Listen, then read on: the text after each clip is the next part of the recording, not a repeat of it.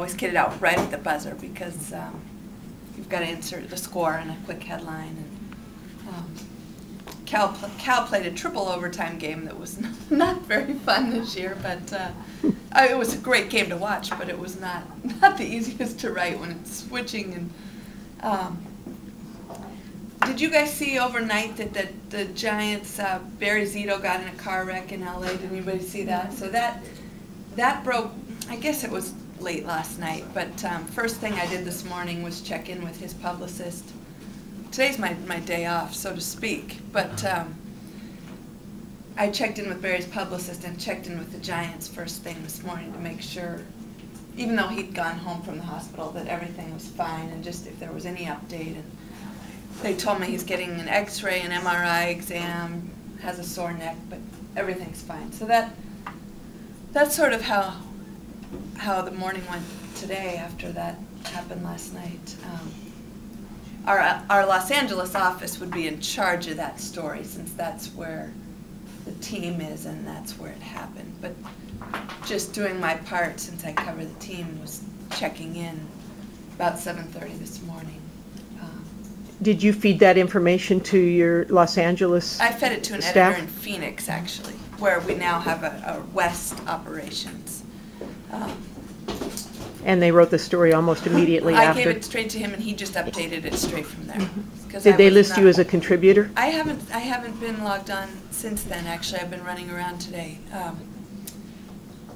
but that will continue to be. That story will be updated today. I imagine the game's at 5 o'clock at Dodger Stadium, so the team is there already several hours ahead of time. That story will probably be updated throughout the day if Barry Zito is at the ballpark to talk about the accident, or a trainer, or a team official, or the manager of the team. So I imagine there are several versions of that Zito story that have been updated throughout today, and I haven't been at my computer all day today. So that's sort of a hard news story. Yes, sir. How is it being working in the AP and being a mother and just balancing out the whole family life and work life? It's an adventure. My husband and I try not to work the same night. He has the Sharks tonight and I'm off tonight, so I'll probably leave here 4-ish to make sure I can pick my daughter up from the babysitter by 5. We're in Alameda, so that the tunnel gets a little backed up going that way. So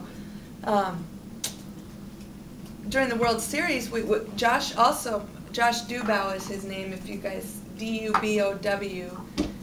He covers a lot of the Raiders and the Sharks and a lot of the college football. We met at a baseball all-star game in 2001 in Seattle. So I know, kind of cheesy, but so he has the Sharks tonight, and I won't work tonight. Tomorrow night I've got the A's opener against the Mariners, and he'll be home with our daughter. She's 2.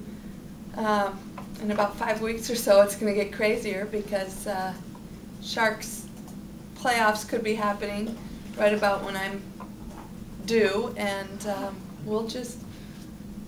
My family's in Washington State, so it's not where the grandparents are right next door to help. His parents are in Connecticut, so it's a lot of balancing. And during the World Series, when we were both at every World Series game, in San Francisco anyway, I traveled to Texas. The babysitter, we have a flexible babysitter that's pretty much a lifesaver too.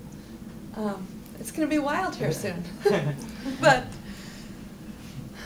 we make it work, and sometimes it's. Yesterday I was coming home from Stanford women's basketball. They're into the Final Four, and I was stuck in terrible traffic coming up the 880, and so he was caught up with work, and he went and got our daughter. So it's just it's a little wild at times.